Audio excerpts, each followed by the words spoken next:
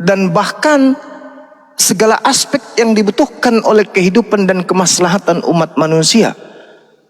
Itu Al-Quran mengatakan itu, bahwa apa yang dibutuhkan oleh kehidupan manusia, katanya Bang Juma itu yang didatangkan oleh adalah kebenaran itu bukan manusia, Bang Juma. Hah? Roh kebenaran itu manusia, dari tadi saya menjelaskan. Maksud saya, kalau roh kebenaran itu adalah Roh Kudus, itu kebohongan. Yang dimaksud Yesus seorang penghibur itu adalah Roh Kudus, itu kebohongan. Yang dimaksud penghibur itu adalah manusia. Sebab kalau yang dimaksud itu Roh Kudus sudah mempersamai orang-orang Yahudi. Dalilnya sudah kubacakan. Bahkan Roh Kudus sudah bersama-sama dengan Yesus.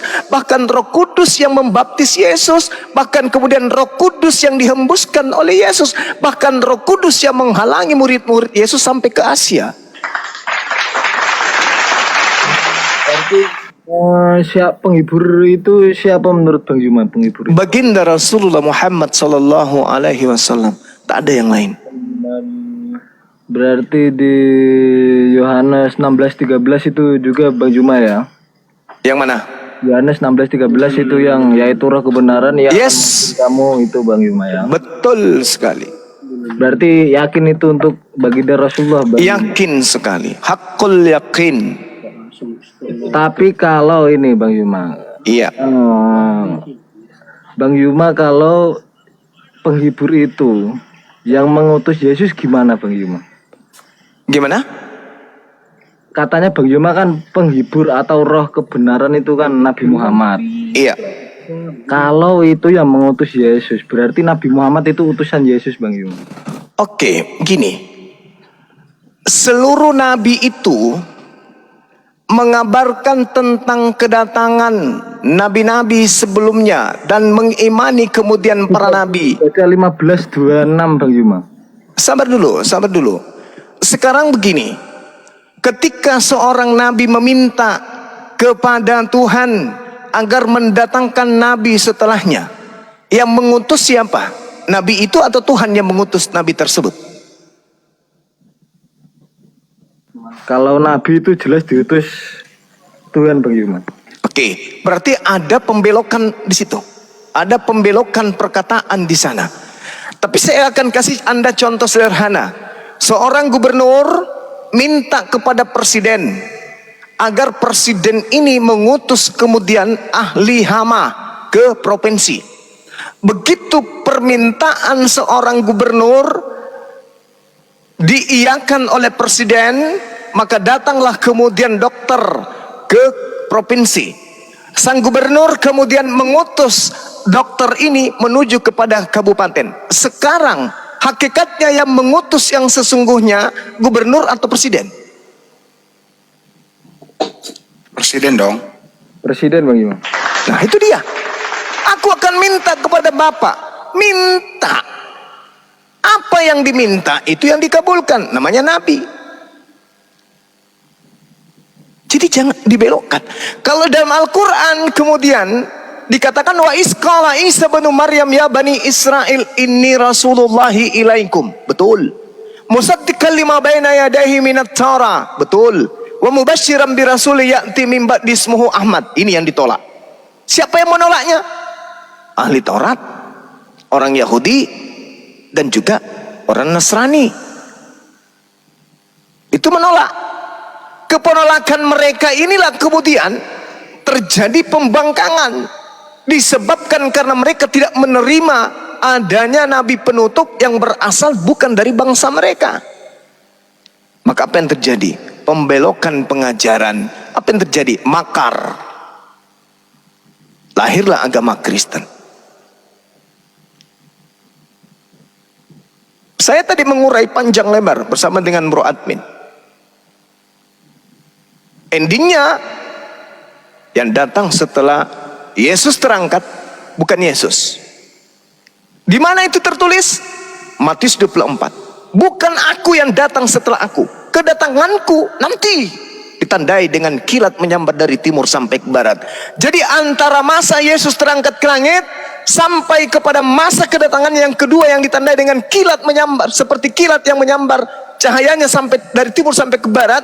Kalau ada orang di tengah-tengah masa itu mengaku pernah bertemu dengan Yesus, apa kata Yesus? Camkanlah aku mengatakannya kepadamu.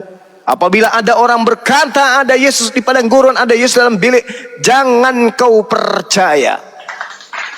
Maka siapapun dia, mengaku dia rasul, mengaku dia raja, mengaku dia presiden, mengaku dia ini apapun itu, apatah lagi kalau orang gelap, tidak tahu siapa bapaknya, siapa ibunya, siapa kakeknya, siapa neneknya, tiba-tiba mengaku bertemu dengan Yesus, sementara Yesus mengatakan jangan kau percaya, maka hanya orang Bahlal bin Talal yang mau percaya kepada oknum tersebut. Berarti orang itu tidak percaya kepada Yesus. Ya gini Bang Yuma. Konteksnya kan gini Bang Yuma. Bang Yuma kan percaya kepada ayat lainnya. Contohnya ayat ke Yohanes 16:13 itu kan Bang Yuma percaya kan? Yes. Kenapa di 15:26 jikalau penghibur yang akan kuutus dari Bapa datang, berarti kan yang mengutus ini dari Yesus dulu Bang Yuma, baru Bapa memberikannya gitu loh. Ya tadi atas perintahnya Yesus gitu loh Bang Yuma. Loh, tadi kan saya mengatakan kepada saudara, saya memberikan analogi kepada saudara. Jadi gini loh Bang Yuma, ini bukan kehendak Bapa, ini yang meminta, yang mengutus itu Yesus. Bang Yuma, bukan Bapa ini Bang Yuma. Konteks dalam 15:26. Coba baca lagi Bang Yuma. Apa yang dikatakan di sana? Coba Anda baca. Jikalau penghibur yang akan kuutus, bukan Bapa ini Yesus. Yohanes 15:26. Yohanes 15. Ya. Ayat 26. Yohanes 15. Nomor 26. Oke, baik. Baik.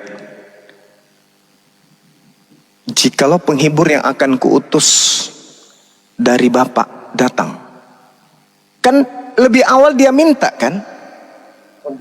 Berarti yang mengutus siapa? Bapak apa Yesus Bang? Kan tadi Yesus meminta, aku akan meminta. Bukan meminta ini. Utus dulu Bang Yuma. Anda tidak belajar berarti. Jadi kalau Yohanes begini 14 nomor 16. Masa saya lebih paham dari Anda? Aku akan minta kepada Bapa. Duluan mana Yohanes 16:14 dengan Yohanes 15? 14 dulu kan? Aku akan minta kepada Bapa dan Ia akan memberikan kepadamu seorang penolong lain supaya Ia menyertai kamu. Saya ini seorang atau sehantu atau roh. Nah berarti itu yang meminta itu Yesus, apa kehendak Bapa sendiri Bang Yuma? La haula wala quwata illa billah. Itu kehendak Bapa sendiri. Inisiatif Yesus apa inisiatif Bapa? Oke, baik. Saya bacakan ayatnya melalui Al-Quran dulu ya. Saya bacakan kepada saudara supaya Anda itu paham. Allah Subhanahu wa ta'ala kemudian menjelaskan di dalam Al-Quran surah Al-Ma'idah ayat 81. Apa yang diterangkan? Al-Ma'idah atau Ali Imran ya? Ada ingat gak teman-teman? Apa itu? Tentang di masa praeksistensi kemudian Allah ingin mengutus baginda Rasulullah Muhammad SAW dan kemudian Allah meminta kepada para nabi untuk mempersaksikan. Allah di situ menjelaskan begini. Saya lupa surahnya. Dikatakan gini. Wa is ahazallahu mitsaqaban kan nabiyyina lama ataitukum min kitab wa hikmah. Summa ja'akum rasulun musaddiqan lima ma'akum la tu'minun nabi wa la tansurunna qala aqrartum wa ahaztum ala zalikum isri qalu aqrarna qala fashhadu wa ana ma'akum minasyahidin. Dan ingat ketika Allah kemudian mengambil perjanjian dari para nabi, jadi Allah mengumpulkan roh-roh nabi, lalu Allah kemudian memperjanjikan mereka.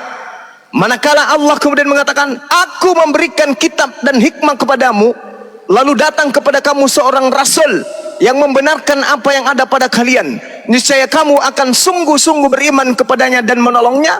Allah berfirman, apakah kamu setuju dan menerima perjanjianku dengan kalian atas demikian itu?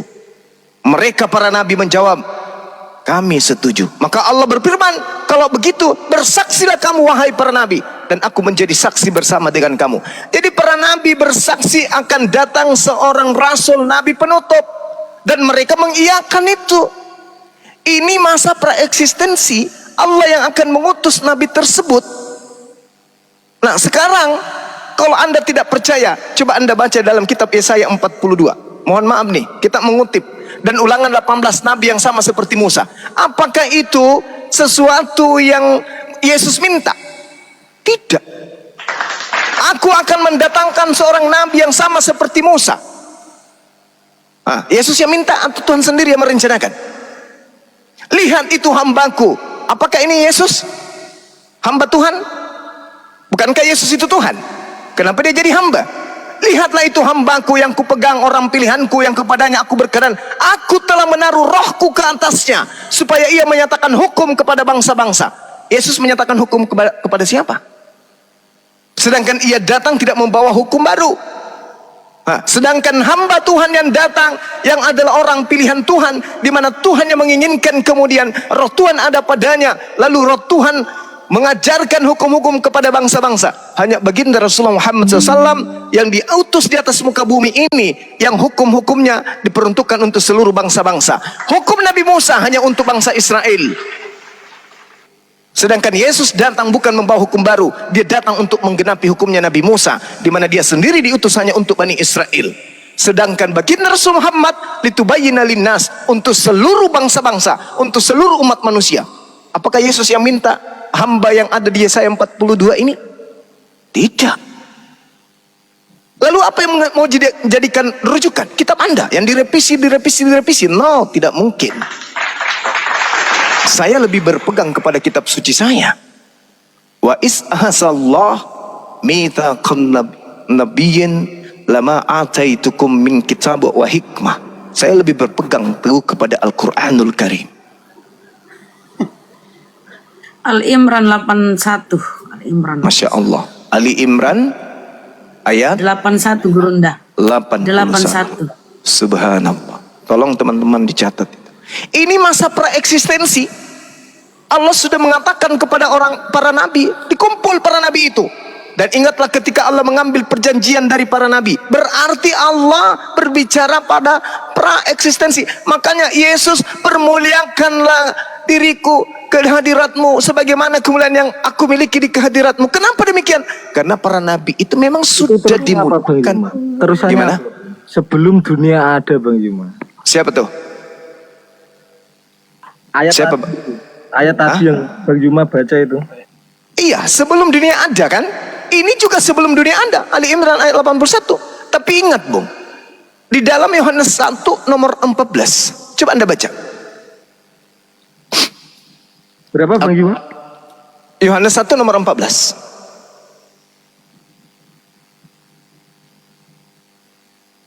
Boleh Anda baca? Pelan aja, pelan aja. Pelan aja bacanya. Yohanes 1:14, Bang Yuma. Yohanes 1 nomor 14. Firman itu telah menjadi manusia itu, Bang Yuma. Yes. Dan diam di antara kita, dan kita telah melihat kemuliaannya, yaitu kemuliaan yang diberikan kepadanya sebagai anak tunggal Bapa. Kemuliaan yang diberikan.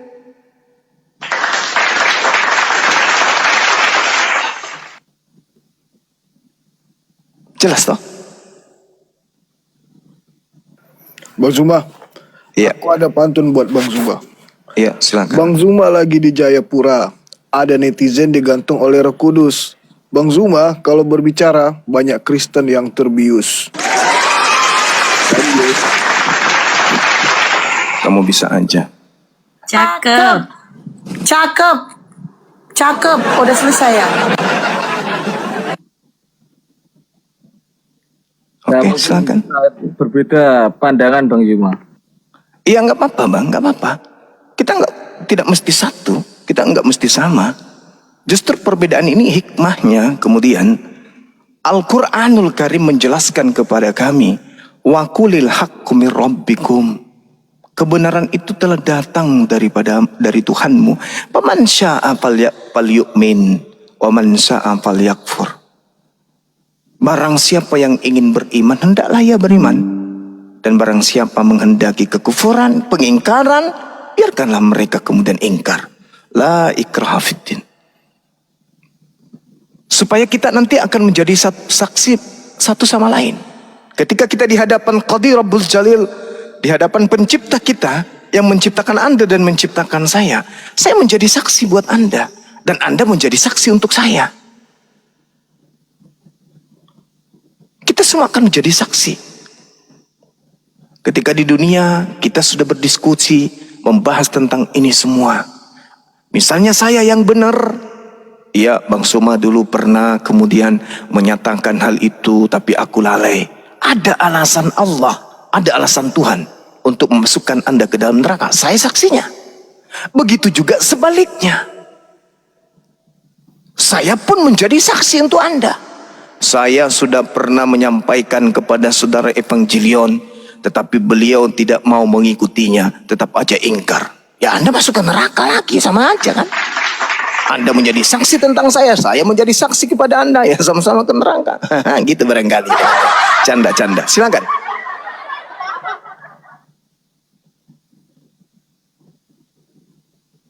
Ini dia Diam semuanya, ya udahlah aku yang ngucap. Assalamualaikum warahmatullahi wabarakatuh. Bang Juma, Bang Andi, Bunda Rama, host. siap Bunda. Waalaikumsalam warahmatullahi wabarakatuh. Waalaikumsalam warahmatullahi wabarakatuh. Malam. Forex minta gantian ini katanya. Gak apa-apa ya kita ke Forex lagi, next ke Forex.